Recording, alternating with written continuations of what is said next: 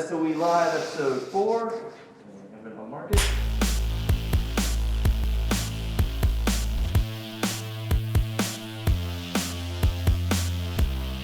Hey, welcome to SoE Live. This is Eric and Griffin, and tonight we have Reza with us. Reza is one of the SoE members' older brother, Sina's older brother, actually.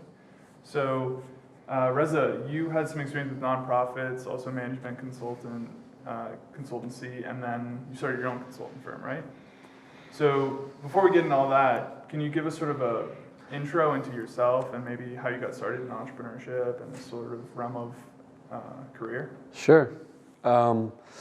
My background educationally is in business. I've kind of always studied business from my college days onward. I went to the University of Virginia, studied business at the McIntire School of Commerce. My focus at that time was in finance, and so I went into school kind of my freshman year wanting to become a Wall Street, big shot and make a lot of money. And so that was kind of the first foray into business. And so coming out of school, I was a little bit less inclined to do the finance stuff. I wasn't as keen on it after 4 years of the business education there. But I did go into finance. I worked at a company called Freddie Mac, which I'm sure many of you have heard of, and has probably been my hometown in Herndon. Yeah. Obviously was at the heart of a lot of the issues surrounding the mortgage crisis that kind of was responsible. You were there then. I was actually, when I left is when a lot of things went bad. So it all went it all went horribly wrong when I left. So I was at Freddie Mac for 3 years, and I worked as a financial analyst, worked on the debt desk, kind of in the front office. I did a rotational program for a year, worked on the debt desk, asset liabilities desk, and then on accounting and reporting, which was more back office work. Didn't really enjoy it, and I started to do internal consulting while I was still at Freddie. Freddie went through a accounting restatement where they had a lot of accounting problems and irregularities, and so I learned a lot about what the issues were and kind of the solutions that they were going through, developing a system to redo the accounting. It just so happened that Fannie Mae, which is the sister company of Freddie Mac, which the entire time had been saying, listen, we don't have any problems, our accounting is perfect. 2 years later, they said, we have the exact same problems that Freddie Mac has. So it was just kind of serendipitous. It was a perfect opportunity to take a very niche knowledge that I had gained working at one company and take it to another. And the best way to do it, in my opinion, at that time was to consult, provide consulting services and not be just another person working at the company making a salary. So you started your own firm? I started my own firm at that point. I wasn't the only one. I think there was a big movement of individuals who knew the world of mortgage-backed securities accounting that, took that knowledge over to Fannie Mae. But, I was in the right place at the right time at the age of 20, I think I was 25 at the time. And I worked through a prime contractor who had the contract with Fannie Mae. And I had a couple of really good friends of mine that had gone into Fannie Mae that were hired to work on the restatement that chose not to do the kind of consulting track. Right. And once I was there, I was able to just kind of show my knowledge of the subject matter and do really good work. And over time, the individuals who I were working for, the managers, started to believe more and more in my work. And as opportunities started to arise in terms of new needs that were needed to do consulting services, I started to offer up people that I knew. I said, there were others that were kind of bringing more consultants in. And I identified, hey, if others can do it, why can't I do it, right? And by the time, I think probably a year and a half in, I had about 7 other subcontractors working for me. That's impressive. Yeah, it was kind of one of those things that identified, like I said, being in the right place at the right time, and then identifying that there was an opportunity that I could take advantage of. Right. There's no reason why everybody else kind of had to make money. I could also make money doing it as well. Right. So that was I would say, my first professional foray into entrepreneurship. When I was still at university, I did some entrepreneurial things. I think similar to what you were telling me about your party cartel. Oh. I used to throw parties at school. Very cool. And so that was, make money. yeah, that was, didn't really make money, but it was fun, and it was just, tried to make money. Yeah. So that was, I guess, that was the precursor to me doing more entrepreneurial things professionally once I left school. But my dad is always, Iranian, was born in Iran. I came to the U.S. when I was 6. But there's something that I think kind of runs through like the Persian blood, which is just like wanting to work for yourself. Like ever since I've been a kid, my dad has always said, do whatever you can to work for yourself. And I think my brother will attest to that too. He probably hears that all the time, and he's got the entrepreneurship bug as well. He's doing it, yeah. And then you kind of look at the Iranian community that exists in the United States. I mean, very entrepreneurial. Not many of them work for other organizations. They're either doctors that have their own practices, lawyers that have their own practices, right. Individuals who have started their own small businesses. So I think it is also cultural, kind of hearing it over and over again. Hey, you should work for yourself, and it kind of gets hammered in. So when you started your consultant firm, was there a game plan for coming out? Were you going to get hired by someone else, or did you really not know what was next? I didn't have much of a game plan at that point. I just knew that it was a great opportunity. Yeah. And I started to see other opportunities before me, because there was one consulting firm that was starting to grow out of that experience, and they wanted to start building a product that would serve these types of securities and investments, and then try to sell them to different organizations that needed to be able to do proper accounting. So there was an opportunity for me to join one of these firms, but really I was at a moment 2 years into it that I said, listen, do I really enjoy this? Is this something that I want to do? And I look back on that now, and to this day, I think my father has kind of played a pretty pivotal role in my life as an entrepreneur, because we went back and forth, and me trying to convince him that it was time for me to leave and to do something else. Right. And as much as my dad, I think, has always tried to steer me away from my decisions, I've always made my own decisions.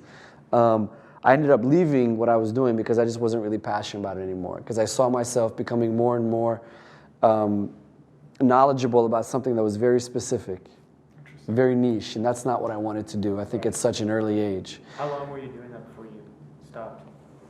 The consulting, independent consulting? It was 2 years, yeah, I think maybe 2.5 years. But before that, I was, working at kind of like a competitor, doing the very same thing. Mm-hmm. So, 4 years into my career, I was doing the same thing. You got a niche. Exactly. Okay. And looking back on it now, it's not necessarily a bad thing, right? Had I continued to move forward, becoming very knowledgeable on something very specific, I think for ultimate success in the business world, that's a good thing, right? The more that you're able to specialize in something and become the person that knows it and knows that world, ultimately, there are individuals who will pay, significant amounts of money for that knowledge and for that expertise. And I think the earlier you start, the better. Right. But if it's not something that you're passionate about, it's, I think from a life decision standpoint, it's not necessarily the best move. Right. And I think that's where I was at 2 years in, where I decided, listen, I don't want to do this anymore. I probably could have and should have figured out an exit strategy that would have made me some money. But I think what I did at that point was just, it is what I did. At that point, I just stopped. I just said, listen, this is not what I want anymore, and I want to go do something else. And I went into the nonprofit world. So, yeah, so why and how did that decision come about? I think everybody's story is always really interesting, right? So the reason that I decided to go do the nonprofit stuff dates back to years before, when I was still at UVA. Actually, September 11th is a very very important kind of point in my life that marked kind of a change of mindset and a lot of growth within me as a person. Right. like I said, I went to school wanting to become, a Wall Street mogul, someone who was going to, become an investment banker, making all kinds of money, buying all kinds of cars and houses. And I was very focused on money at that point. And when 9/11 happened, it was such a surreal moment for me because I remember being at UVA, being on the campus, and everybody, it was like such a beautiful day. Everybody was throwing frisbees like people do at UVA and going to class, and everything was normal, right? Whereas, not only a few hundred miles away, it was like one of the biggest disasters ever happening. And I couldn't relate these two worlds together. I didn't understand why why the world was so different in different locations that are so close to each other. And I wanted to be in New York, as crazy as it sounded, like I wanted to be there to experience what was happening. And that historical event made me start to question, why do I want what I want? Like, why do I want to go to New York? Why do I want to become, a banker? What am I working towards? And I started wanting to understand, why 9/11 happened? Who crashed into these towers? Even coming from, the Middle East, I really hadn't studied much about Middle Eastern history, conflicts in the Middle East. And so it opened my mind to a new world that I hadn't really explored up until that point. And I wanted, I had this strong desire to do something that was better for society. I wanted to help. I wanted to do volunteer work. I wanted to explore, and I wanted to experience new cultures. Coming out of school, I didn't do it. Our parents were going through a divorce, and my brother was really young at that time. He was, I think when I came out of school, he was maybe 6 or 7 years old. And so I wanted to be there for him. I wanted to be there for my mom, for my dad. And so I kind of put off that desire. But, about 5 years out of school, I realized, listen, I want this. Like, I can't keep putting this off forever. It's something that I need to do. And so that started, that intention or that drive was still there, and I just wanted to execute on it. Yeah. So Cool. right after you, so you started the nonprofit in Brazil, correct? The nonprofit, yeah, I didn't actually start the nonprofit. In many ways, in some ways I did, but like the idea behind the nonprofit had been someone else's. And this individual had kind of gone through the process of finding the location for the organization, kind of coming up with the initial idea of what the organization was and what it was going to do. But from an execution standpoint, it still had a long way to go. He was Right? like a startup. Gotcha. So what was the nonprofit? What were you doing? It's called it was called Community in Action, and the intention behind it was to provide various educational classes, kind of like to really, what's the word? I've been living in Brazil for so long. Sometimes I go between Portuguese and English words. I forget the English words. To be an auxiliary, I guess, kind of like after school program, really. For students that wanted to, learn computer skills. A lot of them, it was within a really poor community in northern Brazil. There is a community. There's a complex of favelas. I don't know if you guys know what favelas are. Favelas are essentially huge shanty towns in Brazil, and a lot of them are actually on mountainsides, Yeah, right? they showed a lot of that at the World Cup. Exactly. So in northern Rio, there's a complex of about 12 to 14 of these favelas, and it's called the German complex, Complexo do Alemão. And so the nonprofit was located in one of these communities, one of these favelas, with the intention. There's 12,000 favelas. 12 to 14. Now, there's hundreds of thousands of families. I think more than, I couldn't even tell you the exact population, but I think probably I'd say 1 to 2 million people that lived in this complex. And there was a lot of nonprofits. There continue to be a lot of nonprofits that kind of service these communities, but ours was specifically to try to help some of the people within the local area that we were. The kids kind of so they're not on the street. They have something to do. They can go and take different classes with us. We were providing English classes, the computer classes, arts and crafts classes, mostly for women actually, more than the kids. So like a lot of the women that could kind of make arts and crafts and then sell them. So you're empowering them, like teaching them a fish, so to speak, right? Exactly. Just trying to kind of create an alternative for them to being on the street and learning something at the same time. So that was the kind of the intent behind the organization. How did you end up there?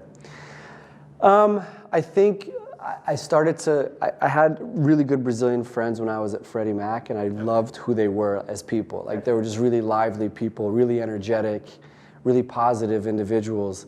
And I wanted to know, like, where these guys came from, like what their culture was. And so when I started thinking of, listen, I need to get out of the United States, I need to get out of this kind of, this world of mine, this consulting world of finance and accounting, and want to do something else, I naturally kind of migrated towards them when I started thinking of where I wanted to go. And Brazil was, I think it's like this very mysterious and magical place that, for someone, that lives in the United States, a place that has warm weather, it's got beaches, it's a beautiful country, why not, right? And so I created this target in my mind and then started asking people, hey, what do you know about Brazil? Asking my friends, asking friends of friends, and ultimately through a colleague, I came across the organization that I ended up working with. Wow. And so you started as did you start as the executive director? Yeah, I mean, essentially, so what the founder wanted to leave Brazil because he started the organization, but he wanted to come back to the United States to pursue his education. And so he wanted somebody to kind of take over the organization, really small organization, about 10 to 14 volunteers. And, excuse me.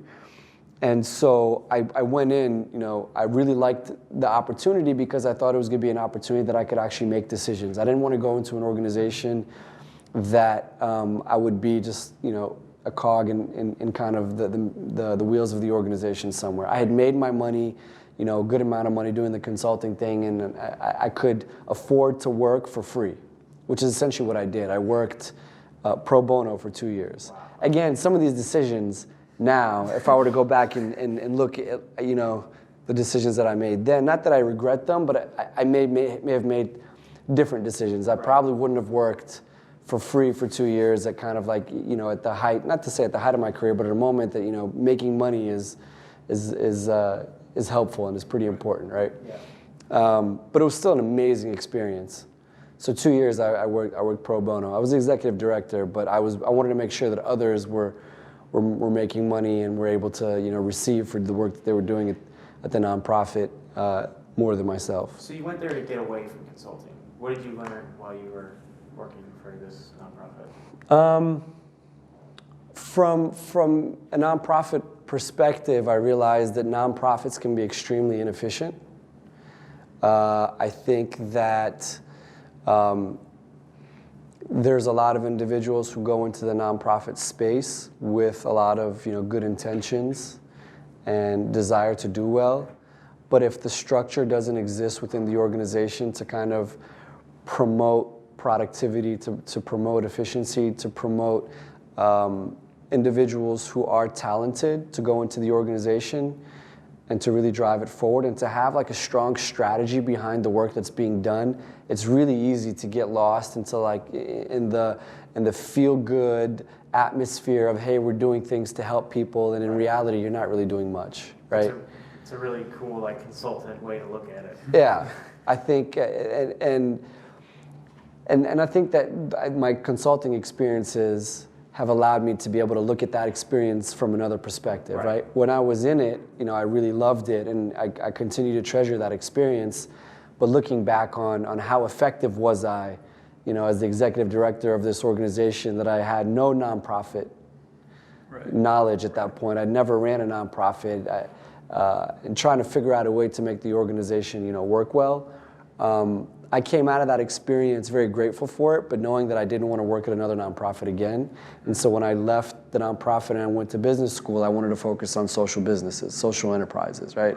So something that would bring mechanisms of the business world and the corporate world that I thought were effective into a space where, making money wasn't the only objective. There was people wanted to do good in the world. They wanted to, help those less fortunate. They wanted to help save the environment to some degree.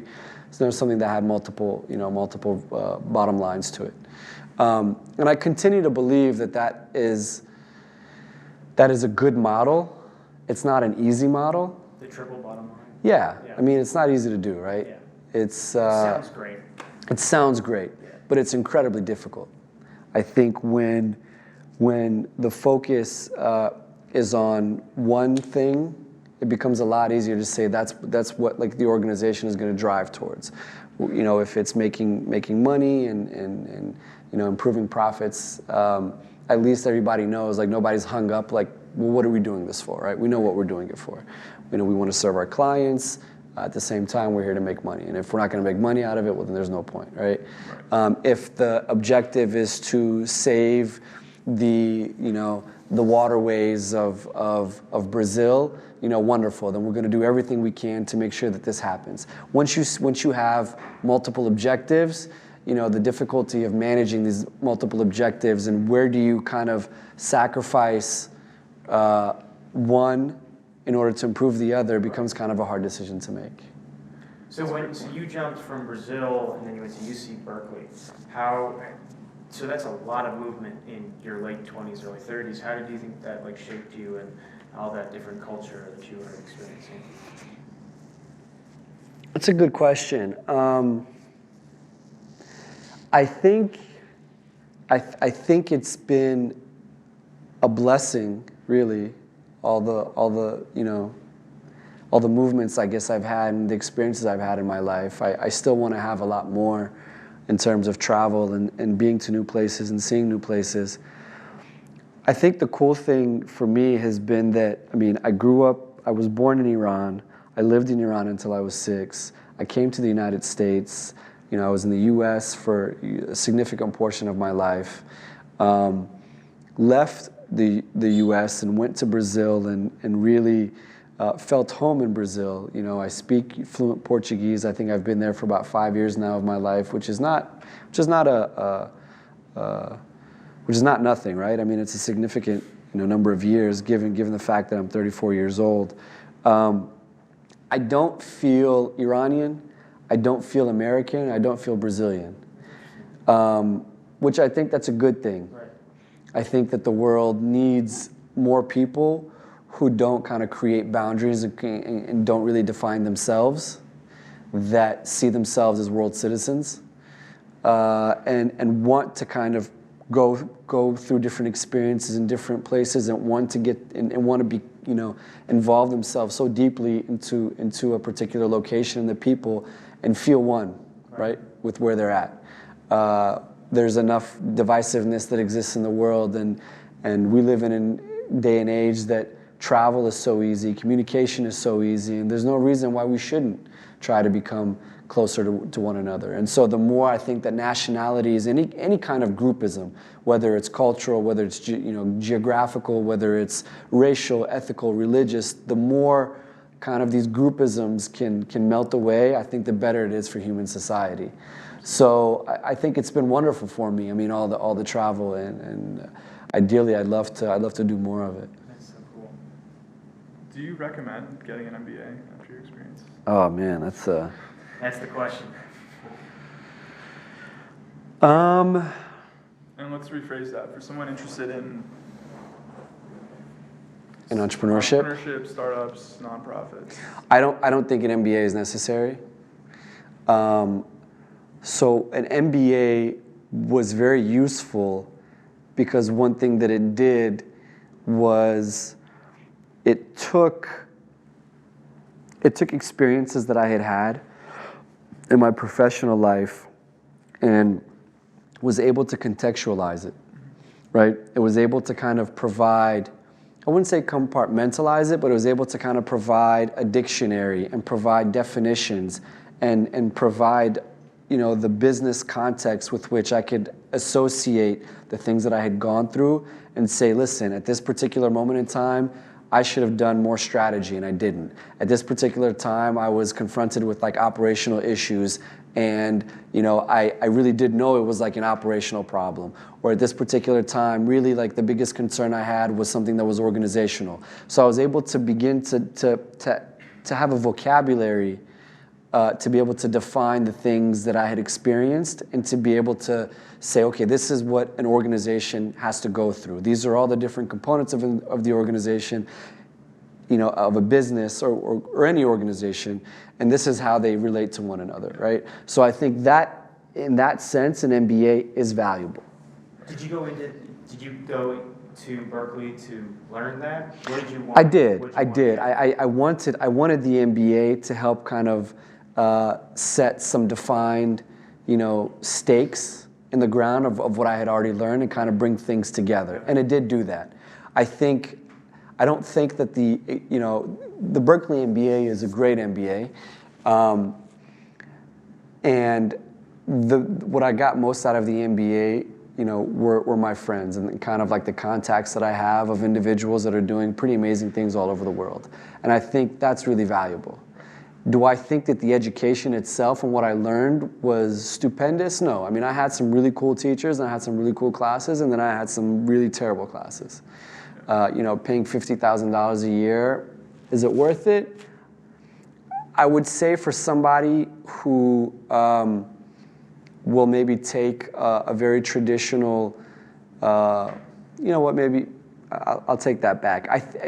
It's hard to say. I think the value of the MBA you'll only know like years down the road. Yeah. And I would like to think that it is going to pay off in the end. Right. Thus far, it hasn't for me, financially. But I think that what it does is that it gives you a level of contacts and kind of a networking level that will open up so many more possibilities than you would have had you not kind of been around such really accomplished, interesting, motivated people. That's kind of been the answer I've heard from a lot of people who've gone to MBA. It's like, you're going to learn what you're going to learn, but it's the people you meet there. It's the people you meet. Right. It's I feel the people you meet. That's kind of how it is with undergrad, too.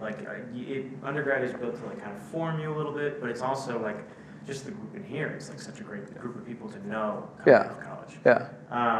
So I think to kind of start wrapping it up, what's next for you? Where are you going? Well, I'm still in Brazil, and post MBA, I went back and I worked in Brazil for a management consulting company, McKinsey & Company, and I wanted to finish really quickly on kind of the whole MBA thing. Yeah. What really kind of brought together that MBA experience is management consulting, because it took what I learned in MBA and created, and it was a playground in which all of those things have to really be put into practice, and you really have to be able to help an organization grow and figure out, well, what is the problem that this organization is having. So all those things I learned in an MBA, I learned and I practiced and I put into practice when I was at McKinsey. So I left McKinsey not too long ago because I thought that the value of that work is really important, but I didn't like the clients that we were dealing with. I mean, to me, kind of going back to those intentions that I had when I left my consulting gig, after 9/11, my desire to want to do more, do good in the world. I didn't want to continue consulting for Fortune 500 firms that are, already making a lot of money. I don't necessarily see working towards improving the world. And so I'm working now with social entrepreneurs in Brazil who are trying to do, different things and making their organization sustainable. Some really cool projects and some really cool people that I really admire, trying to tackle tough problems in a very interesting country. And I'm kind of taking my expertise from a business perspective and from a management perspective and saying, listen, this is where I think you need help, right? This is where your organization is kind of holding itself back, and you guys are holding the organization back. How can we come up with solutions to make sure that you can reach your full potential, and so that your, the social or environmental impacts can be multiplied? So right now you're back to the independent, consulting. Yeah, right now I'm doing the independent consulting thing. And actually working on some business ideas with a former classmate of mine from UVA, who's also down in Brazil. That's awesome. Just kind of serendipitous that we're both down there, and we're trying to get some things going. So. That's sweet. Do we have any questions from the audience? Be more than happy Any to answer. For your brother? Anything come out you didn't know? Well, what are so this isn't just going to be watched by the people here, it's going to be there for other students. Well, that's the hope. It's going to be there for students to refer to. So I'm hoping maybe you could give us some sort of kind of tangible takeaways for someone may be interested in opening their own consulting firm or being involved in an NPO, if anything comes to mind? Yeah, I think from specifically from a nonprofit perspective, I would say find an organization that you really are passionate about its work, and an organization that you feel like has a strong strategy to achieving what it is that it wants to do. Like I say, there's a lot of organizations that want to do some good work, but they don't necessarily have a clear idea of how to do it. And organizations that sometimes some nonprofits should kind of die and fade away and go solve other problems, but individuals become so attached to kind of like that thing which is their baby that they don't want to let go of it, right? I think that happens in entrepreneurship as well. People become so wedded to that idea, to their baby, that they can't kind of see themselves, not doing that anymore. So I would say, from a nonprofit perspective, find an organization that incorporates some really solid business practices in the way that it operates, has a strategy on where it wants to go, and make sure that you believe in that strategy. And I think then that you're at a place that kind of has the potential for really some long-term impact. Otherwise, it's easy to get lost in the feel-good fuzziness of working at a nonprofit. Would you suggest what you did, where you went into the corporate world and made a little bit of money first, and then you took time to go? I think it was my path. Right. I think it depends on every individual. I think what is really helpful is experience. I think there are some people who are incredibly intelligent, or who are incredibly, large risk takers, that immediately they say, I don't need experience, I don't care, I don't want to work for anybody else, and I want to do things my way immediately, and that's absolutely fine. And I think there are those that can be successful. But I think for a larger kind of portion of the population, it's nice to go somewhere and learn something like tangible, right? If you want to go in a particular industry, go work for some, and kind of to be an entrepreneur in an industry. Let's say you want to do tech. You were talking to me about artificial intelligence, right? You could start working immediately on your own thing, or you can say, listen, I'm not so naive to think that like I'm the next Steve Jobs and of artificial intelligence. Yeah. Probably are. You could be, right? But why not go work somewhere and gain the skills and the expertise that you need to then say, okay, now I'm more knowledgeable and I can move forward, right? My father, he's got the perspective, and he says, I think you should work for like a good 10, 15 years before you go and start your own business. I don't believe that, right? We don't live in a day and age where you need to work that long for an organization to really start your own thing. But is it valuable to say you're going to go work somewhere for 2, 3, 4, 5 years? I think so, because then you understand the mechanisms of that industry. You understand so much more that will help you ultimately to start your own business. So I think the experience is incredibly valid. And most importantly, I think you just need to do something that you love. I was working for, I was doing consulting, doing something that was making me a lot of money. At the age of 25, I was making $300,000 a year. I wasn't happy, right? It wasn't what I wanted to do, and I walked away from it. Is it the right decision? Is it the wrong decision? I'll never know, but it was a decision that I made, right? I went into management consulting, wanting to be in an organization that had a great name, that had great, a great experience to learn from, and I learned from it, but my heart was in it. I didn't enjoy it. So after 2 years, I said, okay, it's time to go do something else. So don't be afraid, I would say, to try something, and if you don't succeed at it, whether you actually are not good at it, or whether you don't like it anymore, however you want to define success, don't be afraid to just say, listen, this doesn't sit well with me anymore, and I'm going to go off and do something else. I think our generation is more able to do that than prior ones. But I think it's also important because we live in a society in which so much pressure is put on us to have, a career, we make a lot of money, we have a nice, house and kids, and everything is just kind of like, everything fits into this nice image. And I don't think it needs to be that way. I don't think life is that way. And I think everybody needs to kind of pursue what they love to do, because when you do what you love, and this is not anything that you guys haven't heard before, right? But I think it's easy to forget. So I would just never lose sight of that. Do something that you really enjoy doing. Do something you love doing, and take risks. And life is messy. It's not clean. It's not perfect. You're not going to know a lot.